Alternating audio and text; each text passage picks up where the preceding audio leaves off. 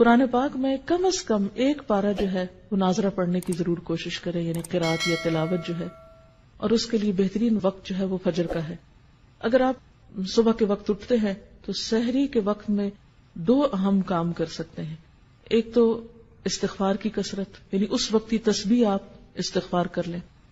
آپ اگر اس وقت مزید نفل پڑھنے کا وقت نہیں ہے، سحری لگا رہے ہیں، کام کر رہے ہیں، گھر والوں کو جگا رہے ہیں اور کچھ نہ کچھ کام آپ کے ذمہ ہے، تو چلتے پھرتے استغفار کو لازم کر لیں، کیونکہ تیسرے پارے میں آپ نے پڑھا تھا سحری کے وقت وہ استغفار کرتے ہیں، تو اس وقت آپ کثرت سے استغفار کریں۔ دوسری بات، وہ جو سورۃ آل عمران کا آخری رکوع حضور صلی اللہ علیہ وسلم سویرے اٹھ کے وضو سے پہلے پڑھتے تھے، کوشش کریں کہ اسی طرح پڑھ سکے۔ اگر زبانی یاد کر لیں تو بہت اچھا ہے، اگر نہیں بھی تو کہیں پر لکھ کر لگا دیں اور اس کو پڑھیں، کیونکہ یہ سنت پر عمل ہو جائے گا۔ اب ہوتا کیا کہ عام طور پر خواتین کیا کرتی ہیں، آپ نے سحری کی، مرد حضرات تو چلے گئے مسجد، آپ پیچھے سے کچن صاف کرنا شروع کر دیتے ہیں۔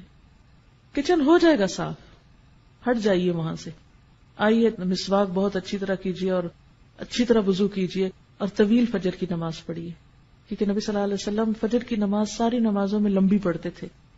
افسوس یہ کہ ہمیں قرآن کا اتنا حصہ یاد نہیں، لیکن جو بھی لمبی سے لمبی صورت یاد ہے اس کو اس میں پڑھنے کی کوشش کریں۔ دوسری چیز جو اس سے پہلے کرنے کی ہے وہ تلاوت قرآن ہے۔ ان قرآن الفجر کان مشہودا، اس کو مس نہ ہونے دیں، جتنی توفیق ہے۔ جو لوگ زیادہ تیز پڑھ سکتے وہ کم از کم پارہ پڑھ سکتے ہیں، زیادہ بھی پڑھ سکتے ہیں۔ تو سورج نکلنے سے پہلے تک آپ کیا کریں، فجر کی نماز اور تلاوت میں وہ وقت گزاریں، اور بہت عبادت کا بہترین وقت ہے۔ پھر اس سے پہلے کہ سورج طلوع ہو آپ کیا کریں، صبح شام کی دعائیں جو ہیں مسنون اذکار وہ کر لیں۔ صبح شام کے مسنون اذکار یعنی وہ دعائیں جو نبی صلی اللہ علیہ وسلم صبح شام پڑھا کرتے تھے، آپ مسنون دعاؤں کی کسی بھی کتاب سے لے سکتے ہیں۔ اس سلسلے میں ایک کتاب وَإِيَّاكَ نَسْتَعِينُ کے نام سے الہدا سے شائع کی گئی ہے۔ اس میں ان دعاؤں کی سند، فضیلت، پڑھنے کا طریقہ اور اردو اور انگریزی ترجمہ بھی موجود ہے۔ تو اگر زبانی نہیں آ تو آپ دیکھ کر پڑھ لیں۔ پھر کیا ہے کہ سورج نکل آیا، اگر اس وقت آپ تھوڑا سا اور انتظار کر لیں یہی ذکر اذکار کر کے، تو 2 نفل جو ہیں وہ پڑھ کے پھر آپ اٹھے۔ لیکن اگر بیچ میں آپ کو بچوں کو اسکول بھیجنا ہے یا کوئی اور کام کرنا ہے تو آپ وہ کام کر سکتے ہیں، کر کے آ کے 2 نفل ضرور پڑھ لیں، کیونکہ وہ جو 2 نفل ہیں وہ دن بھر کے لیے کافی ہیں، آپ کو اللہ تعالیٰ بہت سے آپ کے کام اپنے ذمے لے لے گا۔ اس کے بعد پھر تھوڑی سی ہلکی سی دعا کر کے پھر آپ کچن میں چلے جائیں۔ اب آپ دیکھیں گے، اب آپ جو کچن میں جائیں گے برکت بھی ہوگی، راحت ہوگی، دل کی عجیب خوشی ہوگی۔ لیکن جب ہم دنیا کے کاموں کو ترجیح دیتے ہیں اور عبادات کو پس پش ڈالتے ہیں، پہلے وہ پکانے کھانے میں لگے رہے، پھر سنبھالنے میں لگے رہے، پھر جب نماز کو وہ سورج نکلنے والا ہو گیا جلدی جلدی نماز پڑھی، اس نماز میں کوئی لذت نہیں۔ پھر اتنے میں بچے جاگ گئے، کوئی اور کام ہو گیا، پھر ان میں لگ گئے، پھر قرآن پڑھنا رہ گیا۔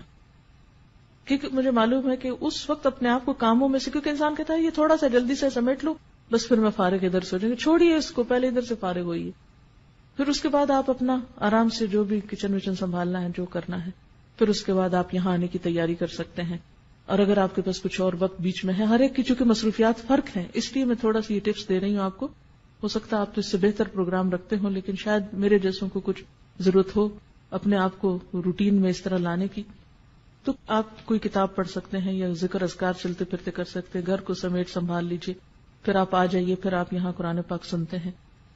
کیونکہ علم کے رستے پر ایک ایک قدم جو انسان نکل کر آتا ہے اس کا بے پناہ اجر ہے، اور مل بیٹھ کے جو ہم پڑھتے ہیں اس کی ایک اور ہی برکت ہے۔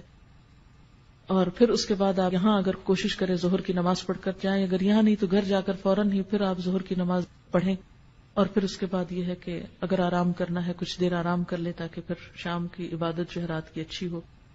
تو پھر اس کے بعد ہر ایک اپنے اپنے روٹین کا کام کر سکتا ہے۔ پھر خاص طور پر افطار کے قریب جو ہے وہ تھوڑا سا اپنے آپ کو روحانیت کی طرف پھر لائیں، افطاری لگا لیں، کر لیں جو بھی کرنا ہے، 5 منٹ دیں، 3 منٹ دیں، 2 منٹ دیں، 10 منٹ دیں، حسب توفیق جو کسی کو اویلیبل ہے۔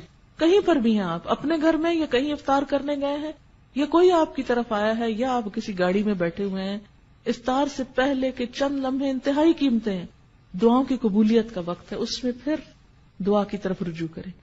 اور جو دعاؤں کی کتاب جیسے قرآنی اور مسنون اذکار کی کتاب اگر آپ کے پاس ہو تو اس میں سے اگر آپ ساری پڑھ لیں تو پڑھ لیں، ساری نہیں پڑھ سکتے تو 5-7 پڑھ لیں، پھر اگلے دن اگلی 5-7، جتنا جس کو توفیق ہے۔ ہر ایک کے حالات ایک جیسے نہیں، کچھ کے بچے بہت چھوٹے ہوتے ہیں، کچھ لوگ ہر چیز سے فارغ ہوتے ہیں، اب جن کے پاس جتنی فراغت ہے اتنا ان کا حساب ہے، تو وہ اتنا زیادہ اب توجہ ادھر کر